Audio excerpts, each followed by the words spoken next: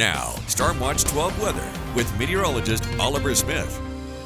Well, temperatures were above average for today throughout our region. In fact, all of us made into the 70s and 80s. In fact, it was 81 in Medford, 75 for Mount Shasta City.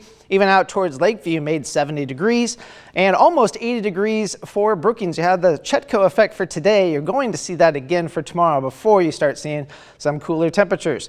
Now we do have high pressure pretty much off to our west right now. This is going to be building into our region for tomorrow. There is a very significant system way offshore. And these kinds of systems have been mostly going into Canada, but this time this system is going to be aimed right at the Pacific Northwest. So we're going to finally see some effects from that in the days ahead. Talk about that here in a bit, but forecast temperatures for tonight.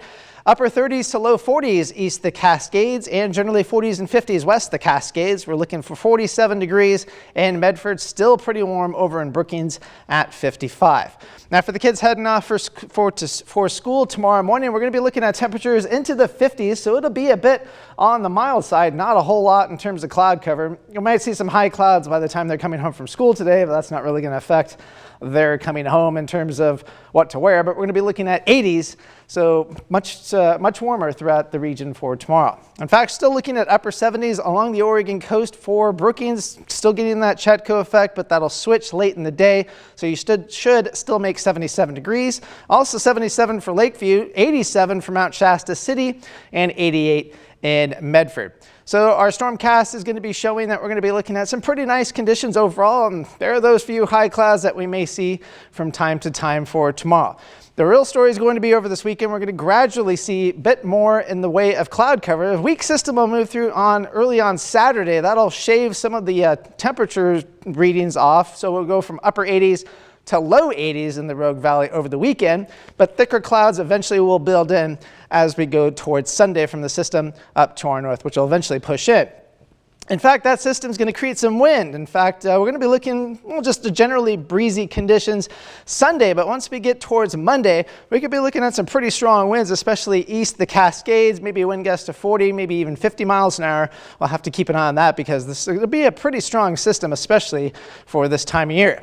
However, with the pollen, we're not going to see a whole lot of relief for the pollen for today, tomorrow, and through the weekend, but things will start to improve quite a bit on Monday because we're going to be looking at some pretty good rain. In fact, here you can see as we go through the day on Sunday, you can see that rain accumulating along the Oregon coast. Not a whole lot of rain, but once we get towards Monday, then we're going to be looking at a pretty good amount of rain, especially along the coast. Now, once we get inland, we'll be looking at less rain, which is usually the case, but it's going to be a positive rainfall event in terms of a beneficial rain amount.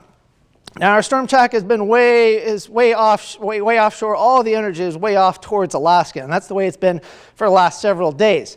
But we go through about towards Saturday, and we're finally going to get that storm track getting a little bit closer to us. So that system that we were just looking at way offshore, that's going to be aimed right at the Pacific Northwest, and that's going to finally give us a pretty good soaker as we get towards early next week. We haven't really had any significant rain in several weeks, so this will all be beneficial news. The downside to this is that high pressure is going to be building in right after that cold front, and we're going to be looking at some very dangerous heat coming back to our region. We haven't had significant real hot weather yet, but it looks like that's finally going to come.